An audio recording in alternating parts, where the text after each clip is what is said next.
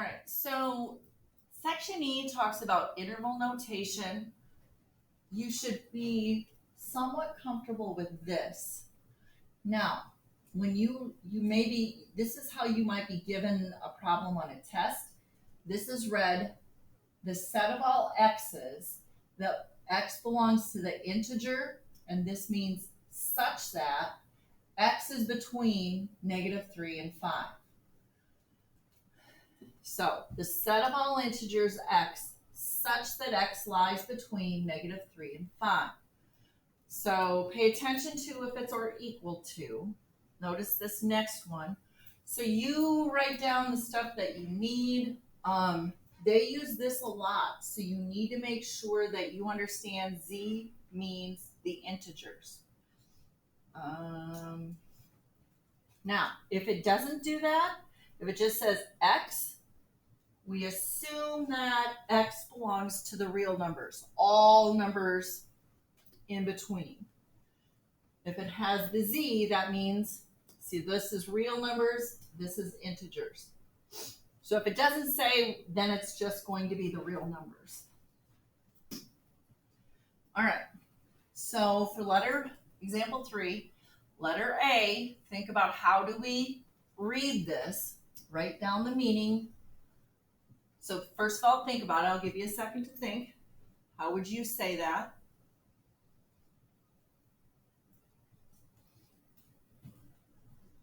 All right. So for letter A, what I would say is x is an integer between 3 and 10 and could equal 10. That's one way. I mean, there's a lot of different ways you could say it. You could say x is greater than 3, but less than or equal to 10. You could also say that. All right, so if we list the elements, we want to say A equals, and use your set notation. Because it does not equal 3, I'm going to start with the next integer after 3, 4, 5, 6, 7, 8, 9, and it does include 10, so that's our last one. Now remember, n of A means the number in A. 1, 2, 3, 4, 5, 6, 7. So these aren't difficult, they're just kind of annoying when you have to write everything out. Example 4, super annoying. I'm going to tell you right now. Okay, so first we just want to list the elements in A. So first of all, our universe are integers between -5 and 5, including 5 and -5. Set A are the integers between 1 and 4. This would be A. So 1, 2, 3, 4. Okay. Trading up my binders here. All right. So for letter B, B equals, we include -3, but not 2. Notice that notation. So we start with -3. We list all the integers in between -3 and including -3, but not including 2. So we stop at 1. Okay.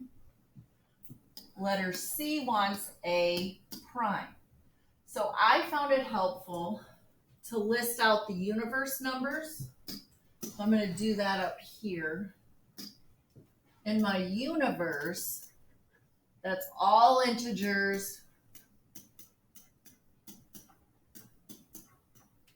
between -5 and 5. Because I just like to physically see those numbers. Now, so let's look at A.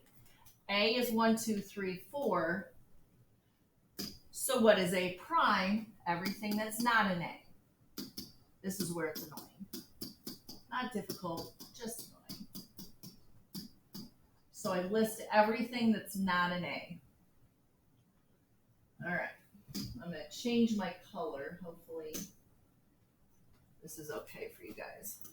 So -3 to 1. So that's my B prime. Or that's my B, so my B prime is not highlighted in that purple.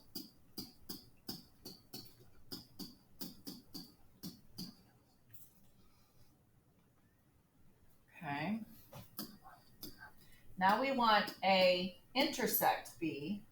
What do A and B have in common? Well, we can see if they're listed, it's just 1. It's also the only number that's highlighted for both. Okay. All right, F. F is the worst one. Nope, not quite. Almost. A union B. So I'm going to put all elements in A and B together. So I'm going to try and do this where I list them numerically. So I'm going to start with the -3, -2, -1, 0, 1.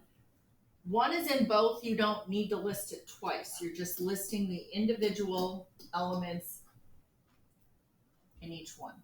You don't need to list anything twice. Okay. I'm going to make some room, but we still need to see all of this, so I'm going to do this. And that might not be helpful. All right, G is A prime intersect B. All right, so what does A prime and B have in common? They intersect what they have in common. So they each have -3, they each have -2, -1, and 0. So I'm just finding everything they have in common when I look for the intersection.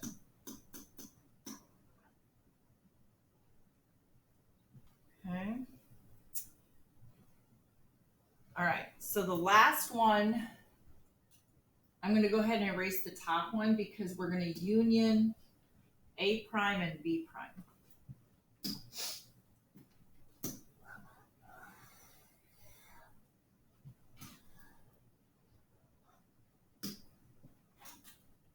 So letter H is A prime union B prime. All right, so pretty much when we go through -4, 5, 4, 3, 2, -1, 0, the only thing that we don't have is 1.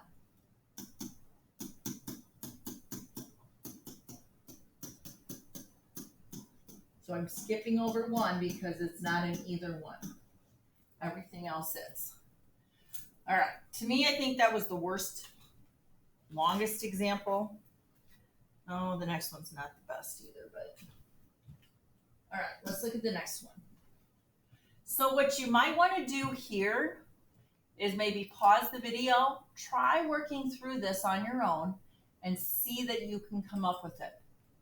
So notice, first of all, that U is the positive integers. If you can't see that, make sure you notice that. There's a little plus on top of Z, which means positive integers.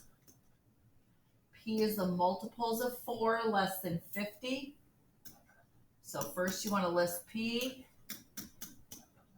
Q, multiples of 6 less than 50. You know what your multiples are, starting with the number. All right, so I'm going to list P.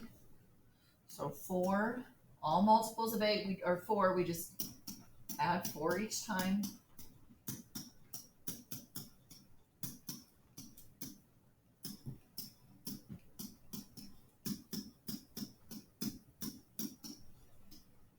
And then stop when we get past 50. Now we want multiples of 6.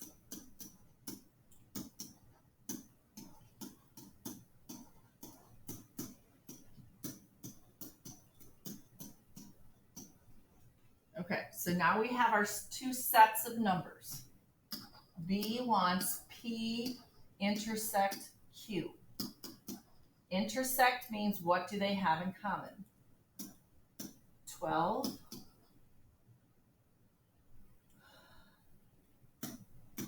24, 36, 48.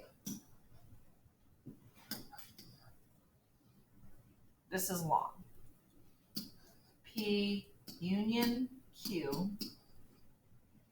All right, so we're going to start with P, 4, 6, 8, 12, 16, 18, 20, 24, 28, 30, 32, 36, 40, 42, 44. All right, most annoying problem ever. All right, letter D. Okay, letter D, show that is a type of proof. Okay, first of all, what's the number in P union Q? Here is our P union Q. 1, 2, 3, 4, 5, 6, 7, 8, 9, 10, 11, 12, 13, 14, 15, 16. So first of all, I'm going to list the number in P union Q is 16. I have to find each side separately from the other and show they're the same. Now, what's the number in P? Maybe I'll do it this way. Let me write this out. Sloppy writing, sorry. So I'm first gonna, what's the number in P? 1, 2, 3, 4, 5, 6, 7, 8, 9, 10, 11, 12. Plus the number of Q. 1, 2, 3, 4, 5, 6, 7, 8. Minus the number in P intersect Q. 1, 2, 3, 4. So that's 20 minus 4 is 16. Therefore, since they both equal 16, remember the 3 dots means therefore, and the number of P union Q equals the number of P. Always end and show that with what you're trying to show. And I'm going to run out of room. So I just end with the statement we're showing because we showed that they both equal 16, so they equal each other.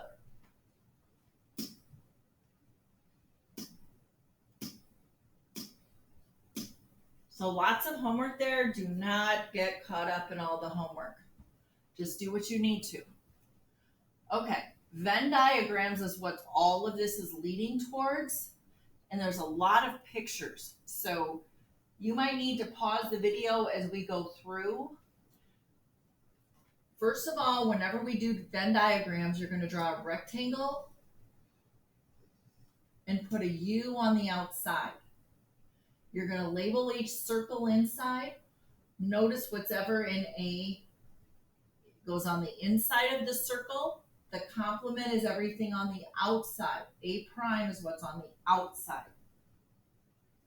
Now, if everything subsets, if everything that's in B is also in A, and we'll see some examples of this in a little bit, you put the entire B circle inside of A. All right, if they're A and B have stuff in common, when you intersect, and I like this visual. What goes in the intersection, this is like the intersection symbol. So this is what they overlap. This is what they have in common. It goes in the middle there. All right, that's why A intersect B is what's here. Now, remember your A union B is everything that's in A and B. Anytime you need to pause this so that you can write down some extra stuff, please feel free. It's also, this is all out of your book. You can use your book if that's easier. So if you intersect them and you get nothing in common, make sure your A and B do not overlap in the in your pictures, okay? All right, so then the example, and I'm going to tell you right now, I did not give you much room. So I made 3 rectangles at the very bottom of my notes, and then you've got to analyze. When I look at A and B, is there anything in common? 3 is in common, 8 is in common. That means my A and B overlap. I'm going to put my U on the outside of the box because that represents my universe of all numbers. I'm always going to put what overlaps, and I have to label A and B so I know which one's which. Now, what do we still have in A that's not in B is 1 and 6. What's in B that's not in A? 2, 4, and 5. Now, when I look back at my universe numbers, are there any numbers 1, 2, 3, 4, 5, 6? I'm missing 7, so I put 7 outside of A and B because it's still in the universe. Everything in the universe has to be accounted for in my rectangle. All right, now analyze A and B. So they both have 3, they both have 6, they both have 8. Notice that all of B is inside of A. So I put my B circle inside of my A circle. So B contains 3, 6, and 8. And A, so I've already got 3, 6, and 8. I still need to put 1 and 7 inside of A that's not in B. Now, what am I still missing out of my universe? I have 1, missing 2. I have 3, missing 4, 5, 6, 7, 8. So just kind of a process of elimination. All right, when I compare A and B, 2, 4, 8 has nothing in common with B. So that means my A circle and my B circle do not overlap. A contains 2, 4, and 8. Try and make sure that your numbers are far enough apart that you can see them as individual numbers. Like if you put the 3 and the 5 next to each other, you don't want it to look like 35. Now what are we missing? 1, 2, 3, 4, 5, 6, 7, 8. So make sure everything that's in U is in my universe and each one's labeled. And that's it.